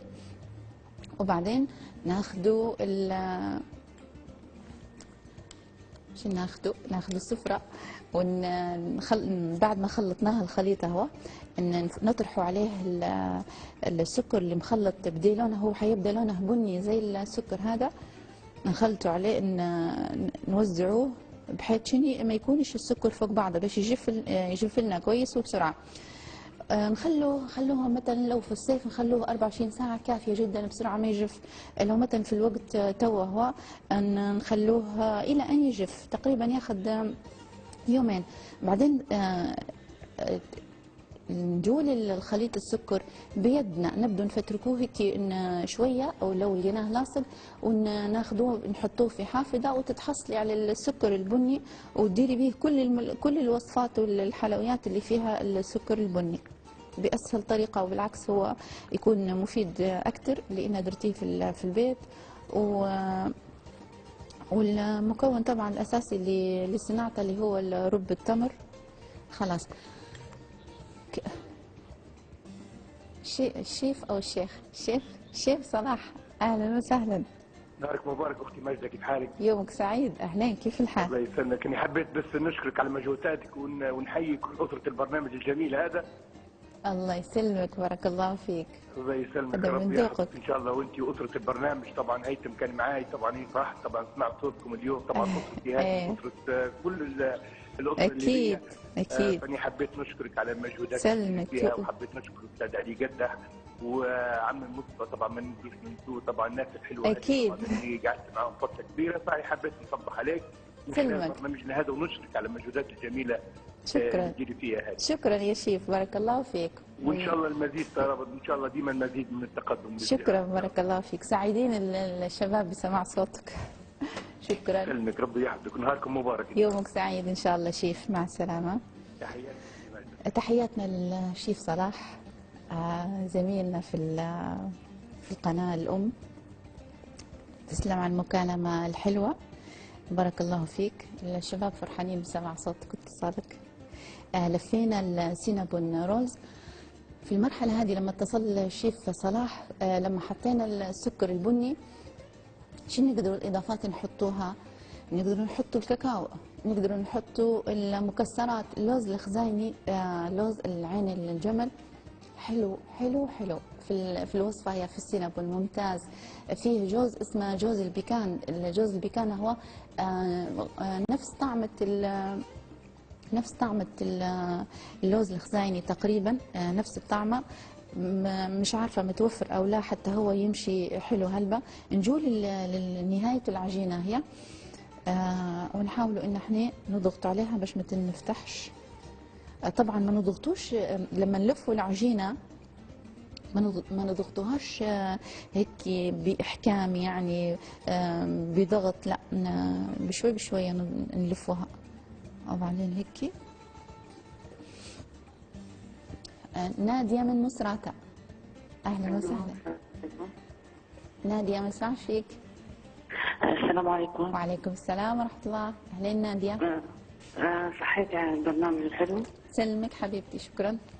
بدي عليك انه نبي العجينه هذه المقادير، قد من جديد تدرين المقادير تشرحي لنا عليها العجينه هذه، ويا ريت رقمك الشخصي لو سمحتي، نبي قد نجي هيك معك في البرنامج هذا هيك. خلاص ان شاء الله باذن الله. حاضر، شكرا لاتصالك. بالنسبه للعجينه، بسم الله. السينابون نقصوا السينابون تقريبا بسمك صبعين بالشكل هو، يكون جيد السمك بتاعه. فيه الميني سينابون، ميني سينابون حتى هو يكون يطلع صغيرون شكلها حلو. بس أنا يعجبني شكل يبدأ وسط متوسط، فيه السينابون كبير شوية حجمه، ونراعوا انه طبعا السينابون هو مازال حينتفخ في الكوشة وحيختمر كويس. نرجع لمكالمة لاتصال الصديقة من مصراتة، صح ولا؟ صديقتنا نادية، تمام. نادية من مصراتة. أختي نادية، سألتي على السينابون رولز، قاعدين احنا نديروا فيه. السينابون رولز اللي قلنا المكونات نتاعها موجودة على الشاشة، أكيد شفتيها.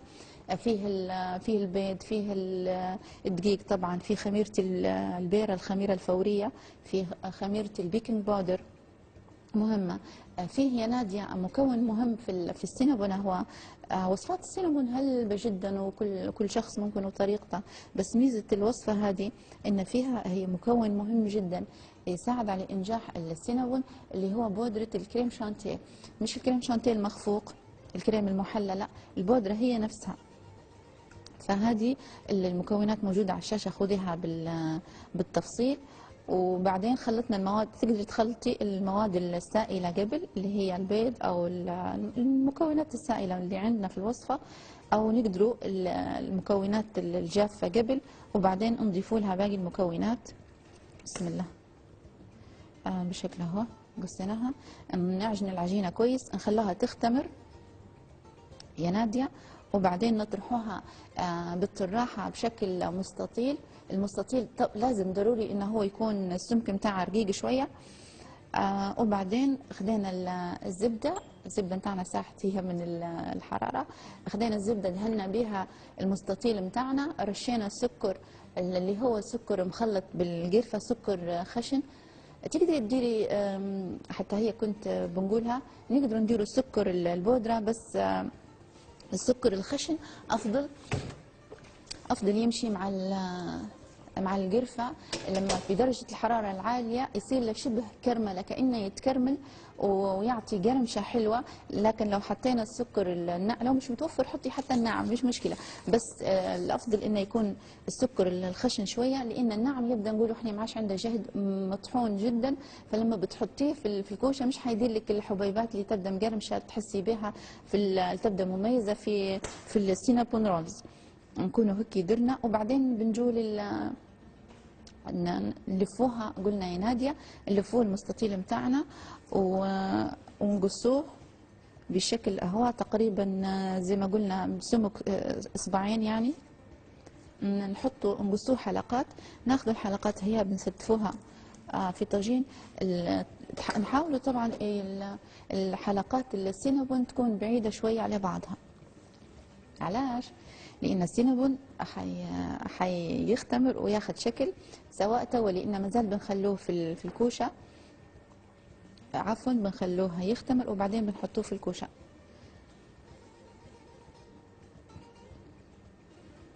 الحشو زي ما قلنا نقدروا مع القرفة نقدروا نحطوا اللوز مهروش هيك خشن شوية، نحطوه مش خشن هلبة، وسط. علاش؟ باش لما نوصلوا للمرحلة هي ونقطعوه السينابون رولز ما يكونش شكله مش مرتب. لو المكسرات خشنة شوية ومش ناعمة، لما نقطعوه يبدأ شكلها طالع، فتأثر على الشكل النهائي للسينابون. معانا أم عثمان من السواني. أهلا وسهلا أم عثمان. عسماء. تمام. أم عسماء. صوت عسماء نسمع فيه. معلش يا أختي نبي عارفة يا أختي نبي طريقة البسبوسة اللي درناها توا. طريقة البسبوسة يا أختي. أم عسماء معاي، اسمعيني من الهاتف. خلاص إن شاء الله نجاوبك. شكرا يا أم عسماء بإذن الله.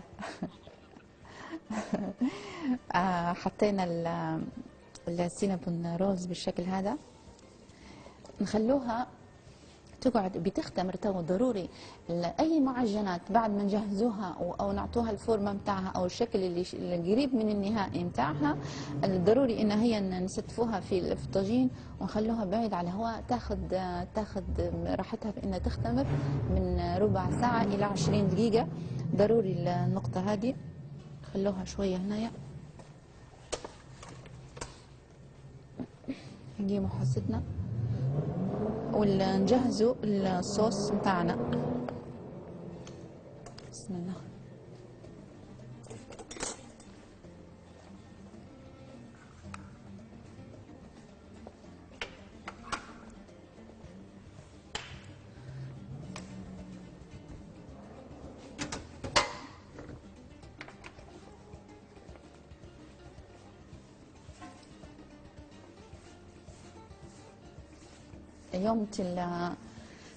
يوم المعجنات والحلو لازم ان الرخامة تحوس والمطبخ يحوس شوية.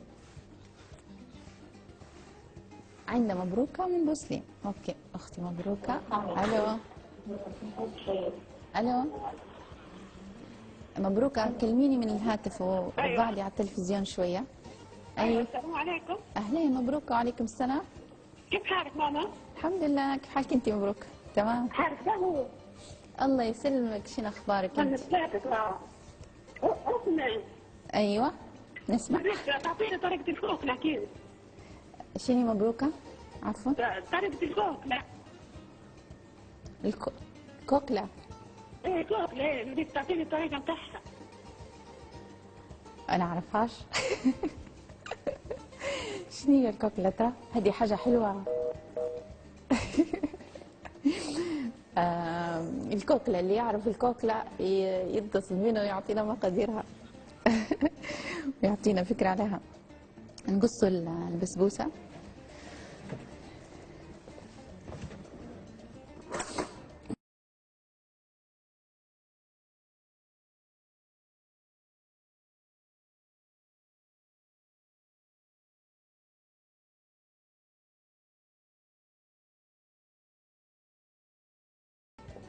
بالنسبة للسينابون، شفتوا البسبوسة كيف شربت العسل؟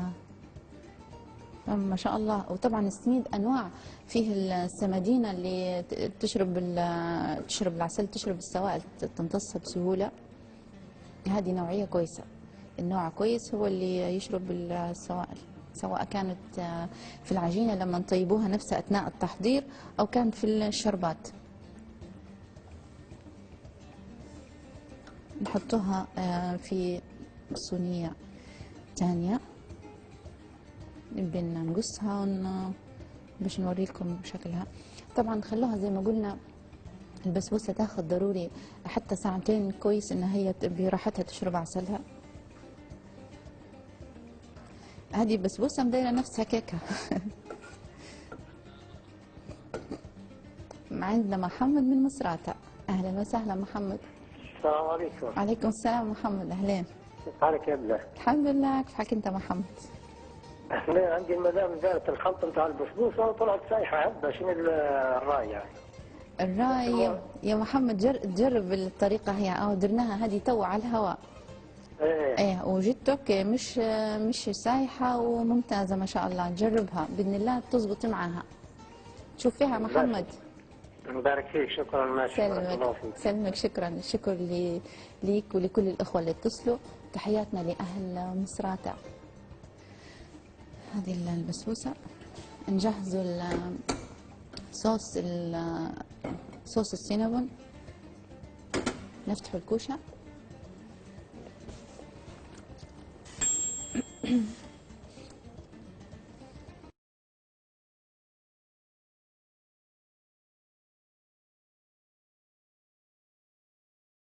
زي ما قلنا ياخذ من 15 الى 20 دقيقه.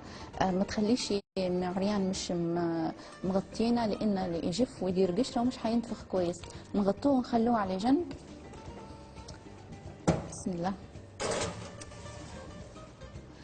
الكوشه مهم جدا ان هي تكون طبعا في كل المعجنات، مش زي لما بنطيبوا مثلا الاكل، مثلا طواجين بنطيبوا، دجاج محمر بنطيبوا، اي حاجه اكل الوجبات الثانيه. لكن بالنسبه للمعجنات ضروري ان قبل ما ندخلوها الكوشه تكون الكوشه بتاعنا سخونه.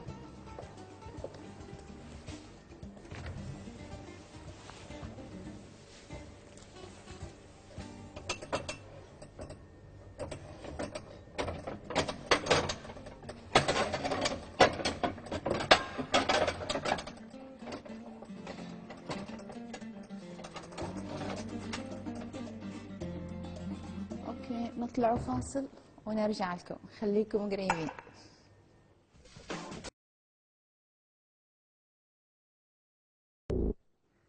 اهلا وسهلا بكم مشاهدينا، رجعت لكم. جهزنا قصينا البسبوسه بتاعنا. نبي نوريكم بس شكلها لما تبدا، مليهاش هلبه يعني في العسل بالشكل اهو. الحلو ان هي لو تزيد نعطوها وقتها تتعسل اكثر. التقديم نقدروا زي ما قلنا نبدعوا فيه بالشكل اللي يعجبنا. ندير الصوص، مقادير الصوص نازله على الشاشه. صوص السينابون رولز. خلطوا كل المكونات بتاعنا. الجبنه، بالنسبه للجبنه اللي في صوص السينابون اي نوع جبنه كريميه، والانواع هلبة يعني ما كلها كويسه. فيها اخوات سالوني على تمشي بجبنه المثلثات، لا ما اعتقدش ان هي تكون يعني طعمها جيد. المفروض ان جبنه كريميه اكثر، جبنه المثلثات مش كريميه. بسم الله.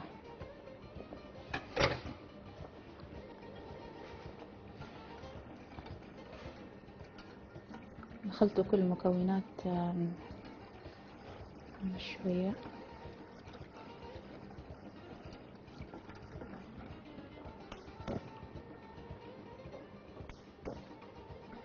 على نار هادية.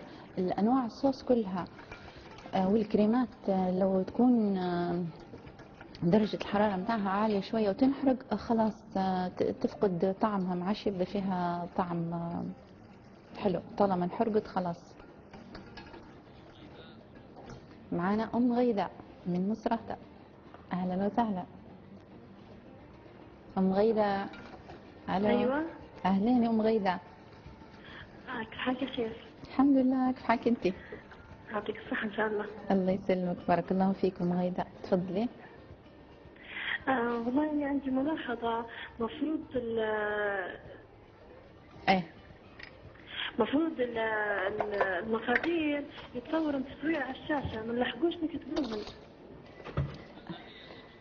بس هي أم غيداء المقادير بشوي بشوي، قصدي معناها ما تمشي بسرعة وهي مستمرة. كيف أم غيداء؟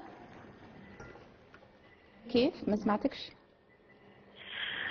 أم غيداء، هي خلال مدة البرنامج ساعتين متواصلات نعرض فيها على الشاشة، تبعيها حتى في الإعادة تلحقي عليها أم غيداء. وشكرا لاتصالك أم غيداء. نستمر في نحركوا الصوص على نار هادية. طبعا حطينا السينابون في الكوشة، ما ياخدش فترة كبيرة في الكوشة تقريبا حتى هو عليه. الكوشة طبعا مهمة في السينابون، نقطة مهمة ان هي تكون سخونة كويس، تقريبا يعني غفلت عليه شوية، ما تغفلوش عليه انتو. الكريمة ما نبوهاش ان هي تشد. السينابون الكوشة تكون سخونة كويس، تقريبا حتى 180 درجة الحرارة متاعها. لما ندخلوا السينابون ننزلوا درجة الحرارة متاعها، تاخذ بعد ما ندخلوا السينابون تقريبا 100 و 150 درجة كويسة. نضيف السكر أول ما يبدأ خليط الصوص يسخن. خلطوه. نقدروا نديروا حتى الكريم الحليب المحلى حتى هو يمشي بنين. بنزينوه بشنو نقدروا نزينوه بالكراميل. السينابون نزينوه بالشوكولاته حتى هي زي المره الماضيه لما درنا تارة الهش درنا صوص الشوكولاته حتى هو نقدروا نحطوه في هيك شيشه صغيره ونزينوا بها.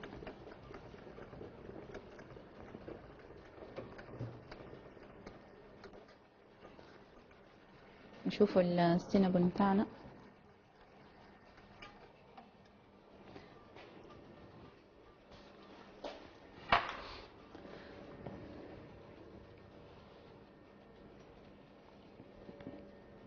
عندنا الى ان يطيب السينابون بتاعنا نجهزوا الهوت شوكليت.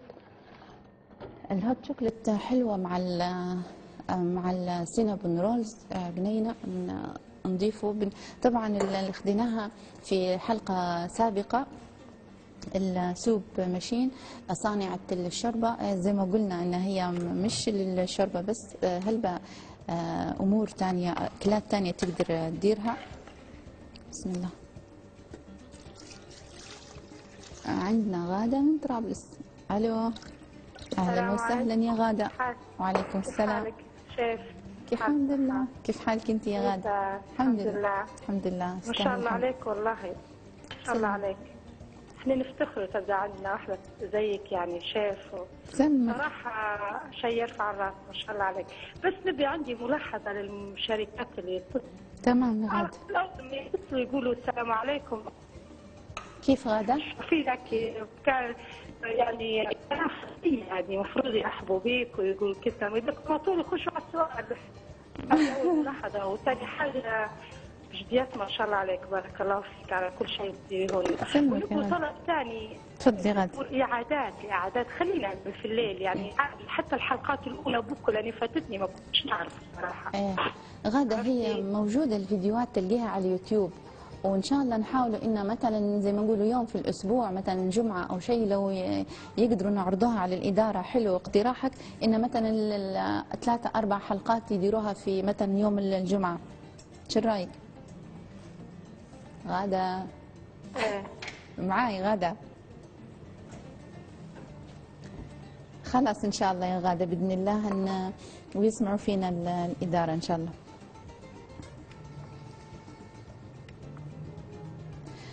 حطينا المكونات الهوت شوكليت، ان نخدموا الماكينه بتاعنا، نختاروا البروجرام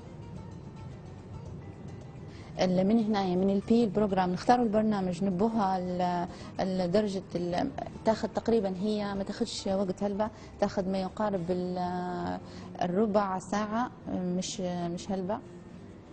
نقدروا نزيدوا او نقصوا زي ما نبوا في الوقت.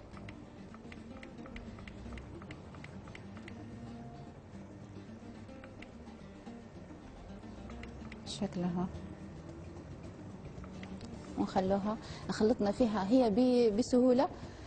خلطنا فيها كل المكونات، الحليب والشوكولاته، وحطينا فيها حتى المهم المكونات نتقيدوا بها. انا توا ندير فيها لاني عارفه المقدار بالضبط، بس احنا نتقيدوا بالمقدار اللي عندنا في المقادير. باش نقدروا نزينوها الهوت شوكليت، نقدروا نزينوها بالكريم شانتيه حلوه، تبدا تسيح هيك شويه فوقها، نزينوها حتى هي بكراميل، نزينوها بشوكولاته، نزينوها بالشوكولاته هيك مهروشه زي هذه، بالالواز حتى هي حلوه. نصفي الصوص بتاعنا، صوص السينابون رولز نصفوه. انا ديما نفضل ان اي صوص نصفوه باش يطلع لنا ناعم، ما تبداش فيه هيك حبيبات، مرات الجبنه تدير تكتلات شويه.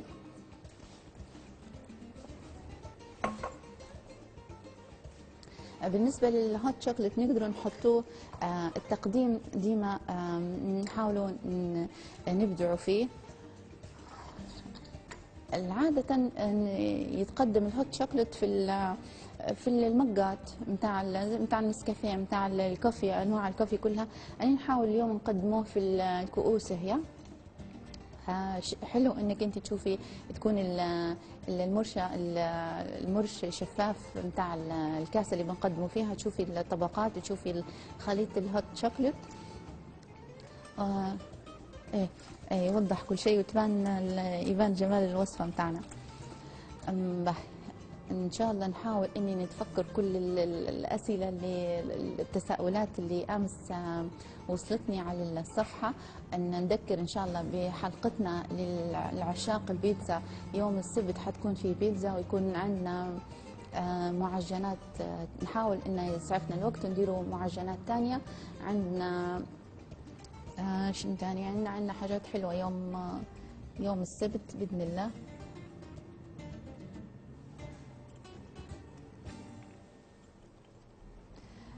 طبعا اللوز الخزاني الاوميجا 3 خاصة للمرأة ممتاز جدا، فيه فوائد عظيمة. هذا الاوميجا 3 ممتاز. احنا ديما والله بجد الواحد مقصر في صحته، نحاولوا ان احنا في اللي يقول لك لا مر شوية او كذا، سبحان الله هو فيه من الفوائد اللي لا تعد ولا تحصى بالنسبة للوز الخزيني. حتى الإنسان اللي يحاول مثلا الصبح مع حليب مع تمر، حتى هو حلو في الكورن فليكس، في الحبوب الفطورة هي، خلطوا معاها شوية تمر أو شوية كورن فليكس، ممتاز خاصة للمرأة زي ما قلنا.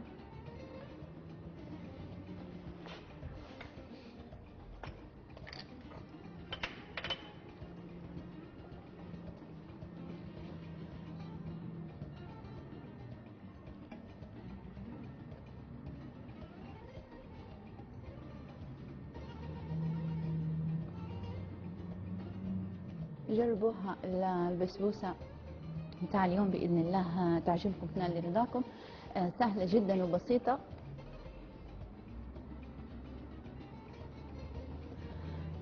بالنسبة نقولوا نقطة مهمة بالنسبة للسينابون رولز، بعد ما لفيناه وقصيناه احنا خليناه تقريبا ما قعدش معانا 7 دقائق.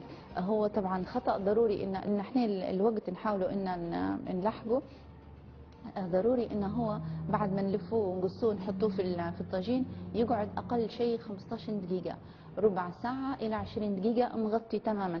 علاش؟ لو ما خليناش يرتاح المدة الكافية، يعني مثلا 5 دقائق ودخلنا الكوشة، العجينة حتتشقق. اللفة مش احنا لفيناها هيك باش نتحصل على شكل السينابون رولز المرتب بشكل المعروف، حتى ينتفخ وبعدين تبدا العجينة تنقسم شوية، لان العجينة ما خدتش راحتها. اوكي، معانا ام دانا من طرابلس. الو، السلام عليكم. عليكم السلام ورحمه الله. كيف حالك شيف ماجدة؟ الحمد لله، كيف حالكم دانا؟ الله يسلمك، الحمد لله. فخوره جدا بيك جدا كليبيه وكشيف، ونشكر القناه صراحه يعني انها قدمتك لينا ومشجعاتك ودعمي لك كبير. الله يسلمك، شكرا. نبي نوجه طلب ام دانا شيف ماجدة، اللي هو اني نبيك تديري لي اليوم مثلا عجينه الباف اللي هي عجينه المنتفخه. لاني انا نحاول اني ندير فيها علبه ودائما تفسد مني ونلوح في العجينه ونلوح في الزبده. فنتمنى منك يوم انك انت تديري عجينه الباف، ديرها مثلا حلو او حار، او مثلا حتى تعطيني وصفتها، ونبي نعرف صفحتك على الفيسبوك لو سمحتي يا شيف ماجدة. الجملة الأخيرة ما سمعتهاش حبيبتي، شو قلتي لي؟ نبي عنوان صفحتك على الفيسبوك. فتافيت ليبية. ماشي شكرا، اتمنى لك كل التوفيق موفق ان شاء الله. سلمك وشكرا لاتصالك حبيبتي، شكرا. ماشي شكرا.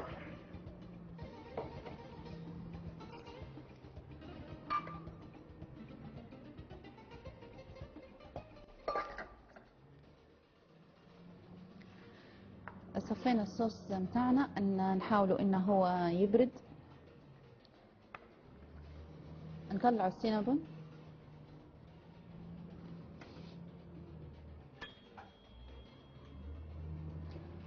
نشكر كل الاخوات اللي اتصلوا بينا والاخوه حتى هم اللي اتصلوا بينا. ام تسنيم معنا. ام تسنيم. ايوه السلام عليكم. اهلا وسهلا ام تسنيم. وعليكم السلام. مساء الخير. مساء الورد، تفضلي. نحب نمسي على حضرتك وعلى الاخوه المشاهدين الكرام. مساء الفل. الله يبارك فيك. عفوا بالنسبه للسؤال، رد طبعا السؤال لثلاثه واحده من الاخوات المشاهدات بخصوص اكله الكوكله. تمام. طبعا هي اكله يشتهر بها سكان المدينه القديمه. كويس. ايوه. وانا عندي هيك يعني خلفيه عليها من خلال برنامج الاخت ام سالم. ما سمعتكش شو قلتي؟ قلت لك وانا عندي خلفيه على الاكله هذه من خلال برنامج في المسموعه الاخت ام سالم. كويس بقى. هي عباره طبعا عن مرقه زي مرقه الفاصوليا بس هي اكله يعني اكله قديمه. اكله قديمه يشتهر بها سكان المدينه القديمه. تمام كويس. ايوه هي مرقه زي مرقه الفاصوليا بس بدل ما تحطي لحم الفاصوليا تحطي عليها شحمه، والشحمه هذه تديريها زي الكفته اصابع، بس الشحمه هذه طبعا شحمه اللية او شحمه يقولها التعشيره تقريبا. طبعا انا شخصيا عمري ما درتها يعني ولا انا اعرفها بس وسمعتها من خلال برنامج في المسموعه. كويس حلو. تمام. ايوه الشحمه هذه طبعا قلت لك هي شحمه من اللية او من التعشيره. تخلطيها بشويه سميد، حوالي تقريبا فنجان قهوه سميد. معاها ملح، لو تبي تديرها دبايض اللي هي طبعا طماطم وفلفل وبزار تشيلي، او ممكن الاستغناء عنها. بالاضافه زيدي معاها معدنوس وبصل وثوم وفلفل اسود وكمون حوت وملح وبيض. يقال انها تحتاج يعني لزياده في البيض. وتكركبيها زي اصابع الكفته، وبعدين تحطيها في مرقه الفاصوليا. طبعا تكون الفاصوليا على طياب، وتغلي تقريبا لمده ربع ساعه. ما شاء الله كويس. بارك الله فيك على المشاركه الحلوه. فيك بارك الله. العفو، لك جزيل الشكر والاحترام. سلمك بارك الله فيك. سلمها. شكرا جزيلا. شكرا. ان شاء الله تكون الاخت اللي اتصلت وسالت على الاكله هي حسب الاخت الحاجه مبروكه من طرابلس، فتكون المتصله جاوبتنا وجاوباتك، وان شاء الله تكوني كتبتي المكونات نتاعها وطريقتها. هي من الاكلات القديمه. احنا ان شاء الله هو حلم من احلامي ان الاكل الليبي القديم وحتى الحديث المعاصر يكون في ان شاء الله في كتب طبخ بالتفصيل وبالصور. ومن زي ما قلنا على اسفنز الجنوب، ما زال نستنى في اتصالات المشاهدين من الجنوب. زي سفنز الجنوب ناخذ الوصفه من اهلها من مصدرها. السينابون رول جاهز، بس زي ما قلت لكم لان شوفوا لان ما ارتاحش بالشكل كافي. هي شفتوها العجينه فتحت شويه، المفترض انها هي تكون هيك، ما تنفتحش العجينه معنا بالشكل. هي في حبات اوكي شكلها ارتاحت اكثر من الحبات الثانيه. الصوص بتاعنا لما بنديروا الصوص نحاولوا انه هو يكون يعني بارد شويه، شاد روحه شويه باش يثبت لنا فوق السينابون رولز.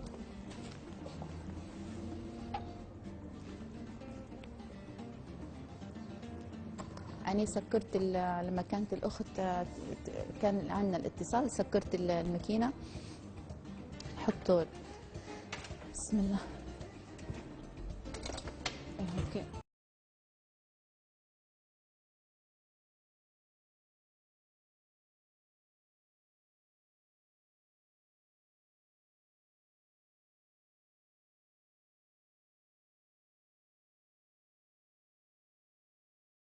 وإن شاء الله تكون الحلقة أفادتكم واستفدتوا منها، ونستناكم إن شاء الله في حلقة يوم السبت، تكونوا على خير وتكونوا بخير إن شاء الله. نتمنى لكم ويك اند حلو، نهاية أسبوع سعيدة وحلوة. جربوا فرصة، جربوا الأكلات متاعنا اللي أعطيناها من خلال الأسبوع.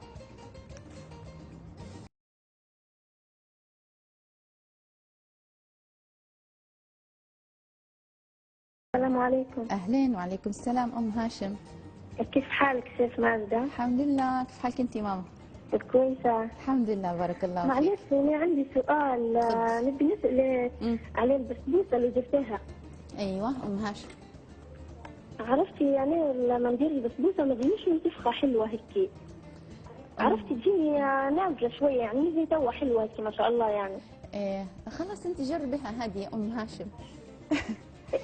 خلاص يعني زي ما المقادير نفسها. ايه نفس المقادير هي. شوفي حتى الصينيه هذه اللي فيها الكرز ام هاشم درناها على تماما، هي درناها على الهواء وجت ما شاء الله يعني. وحتى الصينيه يا ام هاشم الطاجين حاولي ما تديريش مثلا كميه العجينه صغيره والطاجين يبدا كبير، حتى الطاجين اهتمي به يكون مناسب لكميه المقادير اللي عندك ام هاشم.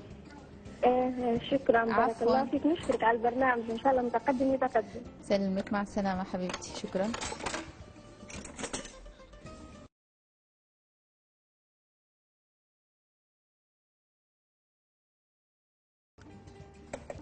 نحاول الهوت شوكليت على السريع.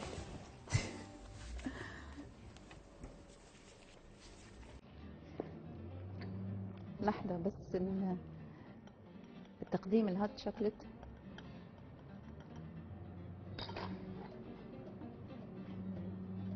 نحاول نزينه تواسي بشكل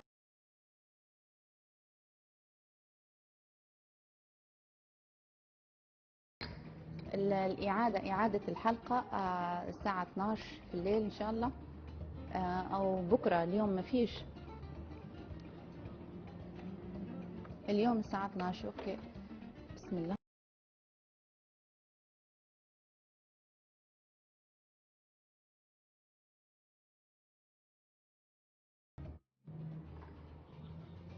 اليوم الساعة 12 في الليل وبكرة الساعة 11 الصبح.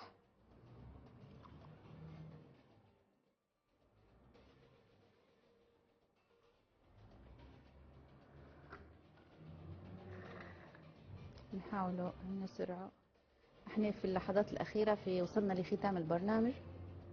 شكرا لكل المتصلين واللي تابعونا. ان شاء الله نكون اليوم ضيفة خفيفة على في شاشاتكم وبيوتكم، وشكرا لكم على المتابعة، وفي انتظار ان شاء الله اي استفسارات، اي تساؤلات.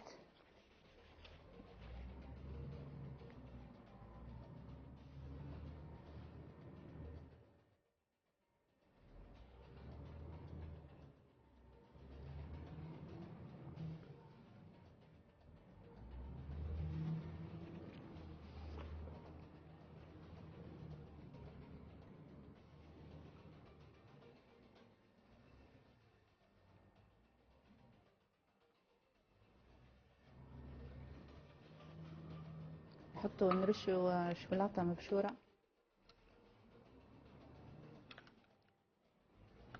جربوا السينابون، السينابون روعة.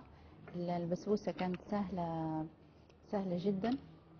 جربوها بالشكل اللي قلنا عليه، حتى بالكرز. الهوت شوكليت بتاعنا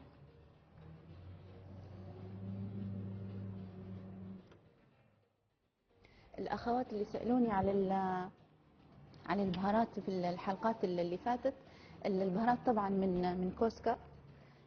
حتى أمس لقيت ماشية مبضة عن اللي حوشي واللي حلقتنا، فلقيت أخوات غادي سألوني، وقلت لهم خاصة الفلفل الأحمر المجروش والبودرة اللي هي بودرة عفوا تابل المرقة، حتى هو ننصح به.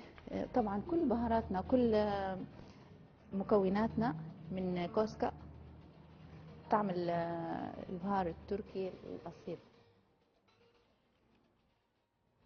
أنا لي عشت جزء من عمري في تركيا، فوصلنا لنهاية الحلقة. إن شاء الله تكون الوصفات عجبتكم. نزينوا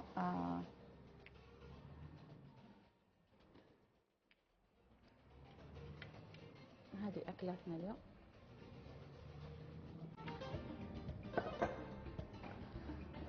مع السلامة.